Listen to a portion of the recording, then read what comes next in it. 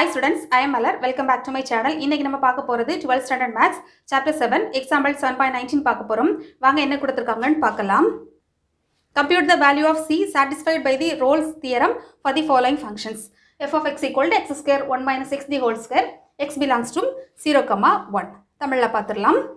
f of x equal to the given function என்ற சார்பிற்கு ரோலின் தேற்றத்தை நிறைவு செய்யும் c இன் மதிப்பை கணக்கிடுக. ஓகேமா, நமக்கு தெரியும் ரோல்ஸ் தியரம்னா 4 ஃபங்க்ஷன், தட் இஸ் 4 பாயிண்ட்டை வந்து சாட்டிஸ்ஃபை பண்ணணும். ஃபர்ஸ்ட் என்னன்னா கண்டினியூஸாக இருக்கணும், continuous on the given closed interval.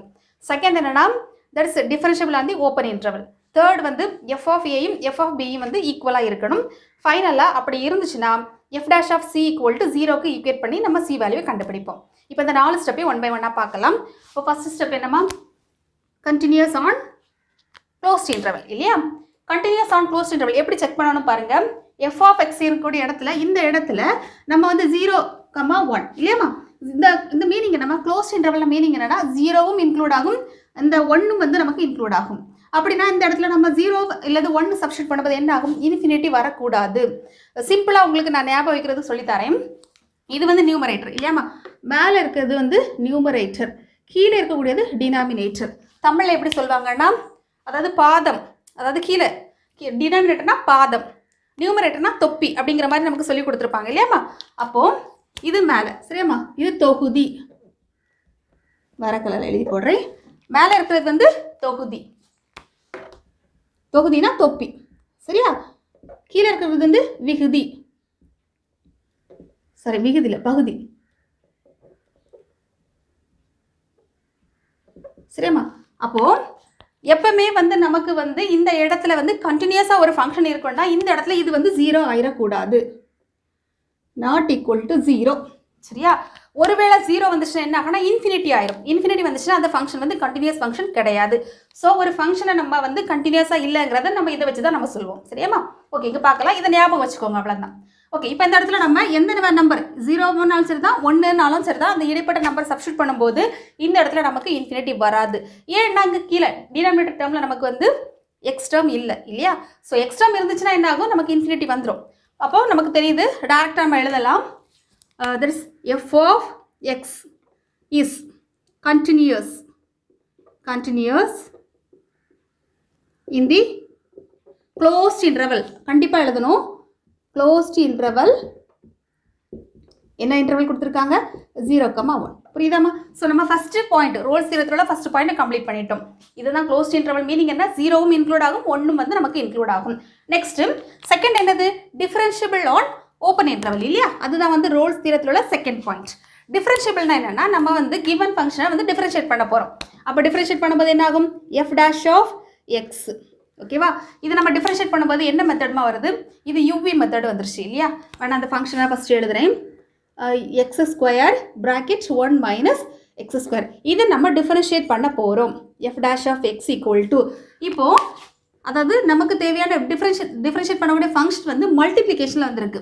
அப்படின்னா அது என்ன மெத்தட், யூவி மெத்தட். இது யூ, இது வந்து வி. ஃபார்முலா என்னது, uv equal to uv dash plus v u dash. இதான் வந்து நமக்கு உள்ள ஃபார்முலா இல்லையா?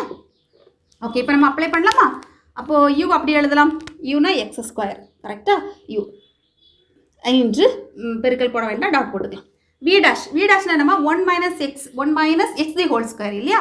அப்போ நம்ம இதை டிஃபரன்ஷியேட் பண்ணும்போது என்ன வரும் பாருங்க, 2 இது ஹோல் ஸ்கொயர் இல்லையாம்மா, இது ஹோல் ஸ்கொயர். அப்போது 2 இன்ட்டு ப்ராக்கெட் 1 மைனஸ் எக்ஸு, அதோட விடக்கூடாது அக்கார்டிங் டு செயின் ரூல். ஓகேம்மா, செயின் ரூல் இல்லை, நம்ம டிஃபரன்ஷியேட் பண்ணும்போது எக்ஸுங்கிற நம்ம என்ன டேர்ம் டிஃபரன்ஷியேட் பண்ணுறோம், எக்ஸு. அப்போ நம்ம டிஃபரன்ஷியேட் பண்ணக்கூடிய டேர்ம் வந்து நமக்கு உள்ளே இருக்குது. அப்போது மைனஸ் எக்ஸ் இல்லையா? அப்போ நான் எக்ஸை டிஃபரன்ஷியேட் பண்ணும்போது 1, அதுக்கு முன்னாடி மைனஸ் இருக்கிறதுனால நம்ம -1 போடுறோம் சரியாம்மா? நெக்ஸ்ட் ப்ளஸ் போட்டுக்கலாம், ஃபார்முலாவில் உள்ள ப்ளஸ் வி. வியோட டேர்ம் என்னது, 1 minus X the whole square into U dash. X ஸ்கொயருக்கு டிஃபரன்சியேஷன் நமக்கு 2x. ஓகே, இப்போ நம்ம இதை சிம்பிளிஃபை பண்ண, இப்போ இதை நம்ம கொஞ்சம் சிம்பிளிஃபை பண்ணுறதுக்கு பதிலாக ரொம்ப தட் இஸ் எக்ஸ்பேண்ட் பண்ணுறதுக்கு பதிலாக சிம்பிளாக பண்ணலாம் பாருங்கள். இப்போ இந்த 2 டேர்ம்லேருந்து நம்ம என்ன காமனாக வெளியே எடுக்க போகிறோம், 2x ப்ராக்கெட் 1 மைனஸ் எக்ஸ். காமனாக வெளியே எடுக்கும்போது மீது என்ன டேர்மில் இருக்குது, இப்போ 2 வந்து வெளியில் வந்துருச்சு, இதோட ஒரு எக்ஸ் வெளியில் வந்துட்டு 1 மைனஸ் எக்ஸ் டேர்ம் நமக்கு வெளியில் வந்துச்சு. அப்போ நான் மார்க் பண்ணுறேன், இது வெளியில் வந்துச்சு, இதில் ஒரு எக்ஸ் டேர்ம் வந்து வெளியில் வந்துச்சு. இது என்ன இருக்குது, இங்கே எக்ஸு, இங்கே -1, அப்போ -x வெளியில் இருக்கா. நெக்ஸ்ட்டு இதில் ஒரு டேர்ம் வந்து நமக்கு வெளியில் வந்துச்சு இல்லையாம்மா, 1 மைனஸ் எக்ஸ் நமக்கு வெளியில் போயிடுச்சு, இந்த 2x வெளியில் போயிட்டு, அப்போ மீதி என்ன இருக்குது, 1 மைனஸ் எக்ஸ் இருக்குது. இப்போ ப்ளஸ் போட்டுக்கோங்க, 1 மைனஸ் எக்ஸ். ஓகேவா, இதை நம்ம சிம்பிளிஃபை பண்ணலாம். இப்போ என்ன வரும், -2, தட் இஸ் -2x இல்லையா. அப்போது 2x bracket 1 minus x, அப்போ bracket -2x plus 1. இதுதான் வந்து என்னமா f dash of x. ஓகேவா, இப்போ நமக்கு f dash of x எப்படி என்ன கிடைச்சிருக்கு, இந்த டேர்ம் கிடைச்சிருக்கு. இப்போ நம்ம செகண்ட் பாயிண்ட் பார்க்கலாம். f of x வந்து என்ன இருக்கணும், differentiable on the given interval. அப்படி இருந்தால் மட்டும்தான் நம்ம ரோல்ஸ் தியரம் அப்ளை பண்ண முடியும். இப்போ செக் பண்ணலாம். இப்போ இந்த இடத்துல இந்த f dash of xல கிவன் இன்டர்வல் 0,1. இதில் என்னன்னா ஓப்பன் இன்டர்வல் இல்லையா, டிஃபரன்ஷியபிள் பாருங்க, நான் எழுதி போடுறேன். f of x is differentiable on the open interval 0,1. ரொம்ப இம்பார்ட்டன்ட். ஓப்பன் இன்டர்வல்னா என்ன அர்த்தமா, 0வும் இன்க்ளூட் ஆகக்கூடாது, 1 வந்து நமக்கு இன்க்ளூட் ஆகக்கூடாது. பார்க்கலாமா, இப்போ 0வையும் 1ஐயும் தவிர்த்து எந்த நம்பர் சப்ஸ்டியூட் பண்ணாலும் இதில் வந்து இன்ஃபினிட்டி வராது. ஏன்னா இது டினாமினேட்டர் டேர்ம் வந்து நமக்கு இல்லை. இந்த பாருங்க, டினாமினேட்டரில் வந்து எக்ஸ் டேர்ம் இருந்தால் மட்டும்தான் அது வந்து இன்ஃபினிட்டி ஆகும் இல்லையா. ஸோ நமக்கு அப்ளை பண்ணுறதுக்கு சான்சஸ் இல்லை, அதில் எதுவுமே இல்லை. ஸோ இது வந்து டிஃபரன்ஷியபிள். ஸோ நமக்கு செகண்ட் பாயிண்ட்டை நம்ம சாட்டிஸ்ஃபை பண்ணிட்டோம். தேர்ட் பாயிண்ட் என்னமா, தேர்ட் பாயிண்ட் வந்து F of A equal to F of b இல்லையா. இங்கே எஃப் ஆஃப் ஏ, இங்கே ஏங்கிறது என்னென்னு எடுத்துக்கலாம், ஏங்கிறது ஃபஸ்ட் பாயிண்ட் இல்லையாம்மா, அதாவது 0, அண்டு பி ஈக்குவல் டு என்னது 1.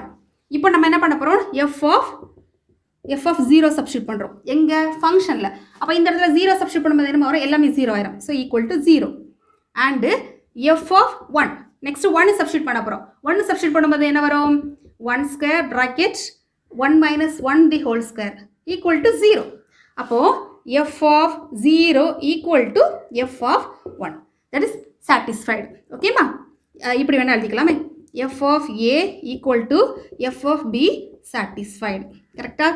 அப்போது ரோல்ஸ் தியரத்தில் உள்ள தேர்ட் பாயிண்ட்டும் நமக்கு சாட்டிஸ்ஃபை ஆச்சு. அப்படி இருந்துச்சுன்னா என்ன பண்ணலாம், நம்ம ரோல்ஸ் தியரத்தோட லாஸ்ட் ஸ்டெப்பை அப்ளை பண்ணலாம். அப்போ எழுதிக்கோங்க, எப்படி எழுதலாம், according to Rolle's theorem, according to சரியாம்மா, ரோல்ஸ் தியரம் என்னது, F dash of C equal to 0. f dash of c equal to 0 நம்ம 0க்கு நம்ம ஈக்குவேட் பண்ண போகிறோம், அவ்வளோதான், வேறு ஒன்றும் கிடையாது.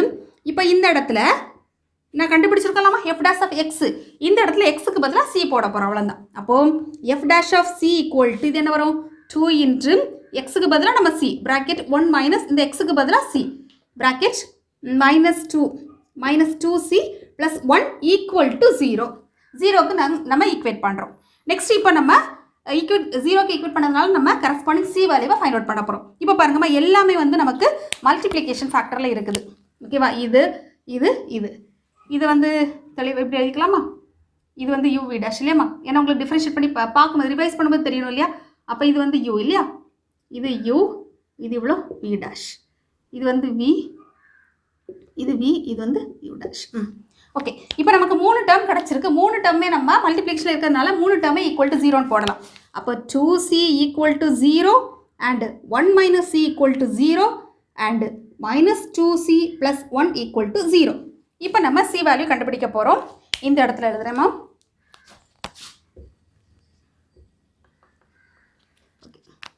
இந்த இடத்துல எழுதுறேன். அப்போது 2c ஈக்குவல் டு, ஃபஸ்ட்டு பாருங்கள், இதுதான் ஃபஸ்ட்டு, இது நமக்கு செகண்டு, இது வந்து தேர்டு. இப்போ ஃபஸ்ட்டு பாருங்கள், c ஈக்குவல் டு 0ங்கிற ஒரு வேல்யூ கிடச்சிருக்கா. நெக்ஸ்ட்டு செகண்ட்லேருந்து என்ன கிடச்சிருக்கு, 1 மைனஸ் c ஈக்குவல் டு 0னா மைனஸ் ஈக்குவல் டு, அதாவது c equal to 1, c equal to 1ங்கிறத, அதாவது பாருங்கள் மைனஸ் c ஈக்குவல் டு -1, இந்த மைனஸ் கேன்சல் ஆச்சு, நமக்கு கிடச்சிருக்கும். இங்கே -2c ஈக்குவல் டு -1, அப்போ c ஈக்குவல் டு 1/2. ஓகேம்மா, அப்போது தேர்ட் வந்து c ஈக்குவல் டு 1/2. அப்போது நமக்கு எத்தனை c கிடச்சிருக்கு, எத்தனை வேல்யூ கிடச்சிருக்கு, 3 வேல்யூஸ் கிடச்சிருக்கு. பட் நமக்கு ஒரு கண்டிஷன் இருக்குது, f dash of c equal to 0, that is c belongs to a comma b. சரியாமா, இதுதான் வந்து நமக்கு ஜெனரல் கண்டிஷன். அப்படின்னா என்னன்னா, that is c belongs to, இப்போ நம்ம a யோட வேல்யூ என்னது நமக்கு 0 இல்லையா. இப்போ c belongs to 0, 1, இதுதான் கண்டிஷன்.